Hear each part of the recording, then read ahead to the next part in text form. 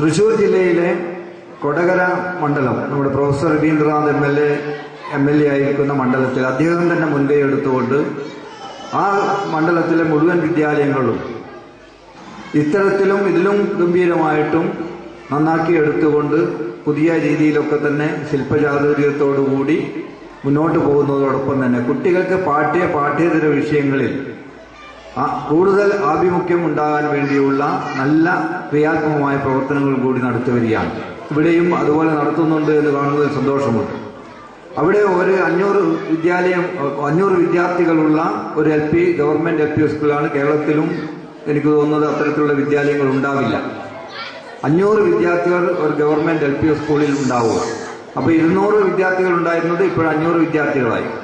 അവിടെ ഒരു കാഴ്ച ഞാൻ കണ്ടത്, ഒരു കുട്ടിക്ക് ഒരു പൂച്ചട്ടി കൊടുത്തിരിക്കുകയാണ്. ആ പൂച്ചട്ടിയിൽ ആ കുട്ടിയുടെ പേരെഴുതി വെച്ചിട്ടുണ്ടാവും.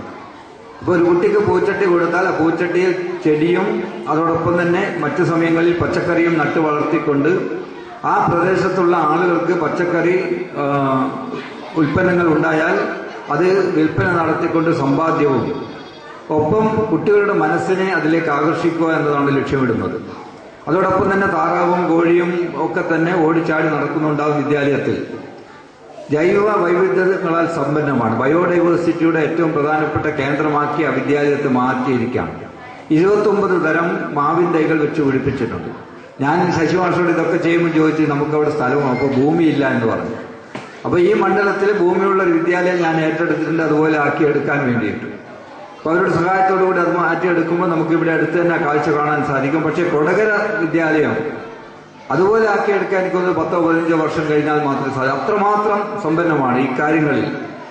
വിഷയങ്ങളിലും അവരങ്ങനെ തന്നെയാണ്, 1ാം സ്ഥാനത്താണ് എത്തി നിൽക്കുന്നത്.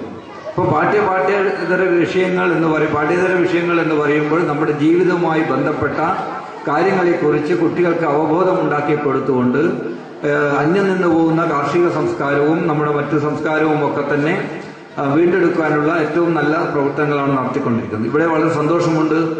ഇവിടെ വന്നപ്പോഴാണ് എനിക്ക് അതിന്റെ ഓർമ്മ കൂടി വന്നത്. കാരണം ഇവിടെയും ഏകദേശം തത്തുല്യമായിട്ട് 1-2 പദ്ധതികൾ ഞാൻ കണ്ടു. വരുമ്പോൾ തന്നെ ജൈവ വൈവിധ്യത്തിന്റെ സമ്പന്നമായ ഒരു പ്രദേശമായിട്ടാണ് ഞാൻ ഈ പ്രദേശത്തെ കാണുന്നത്. വരുമ്പോൾ കുട്ടികൾക്ക് ഇരിക്കാനും കളിക്കാനും മരച്ചുവട്ടിലിരുന്നു കൊണ്ട് വായിക്കാനും കഴിയുന്ന രൂപത്തിലേക്കുണ്ട്.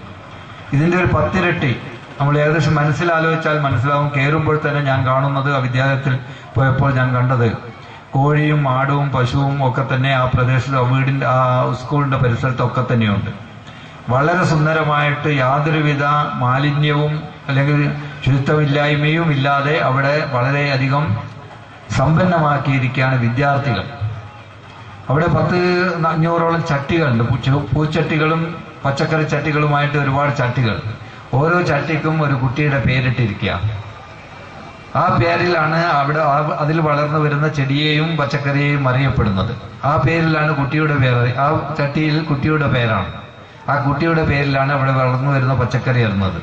29 തരം മാവിൻ തൈകൾ നട്ടു വളർത്തിക്കൊണ്ട് വലിയ മാമ്പഴങ്ങൾ അവിടെ കാണാം. അതുപോലെ തന്നെ എല്ലാ ജൈവ വൈവിധ്യവും ബയോഡൈവേഴ്സിറ്റിയുടെ ഒരു വലിയൊരു ആവാസ കേന്ദ്രമായിട്ടാണ് കണ്ടത്.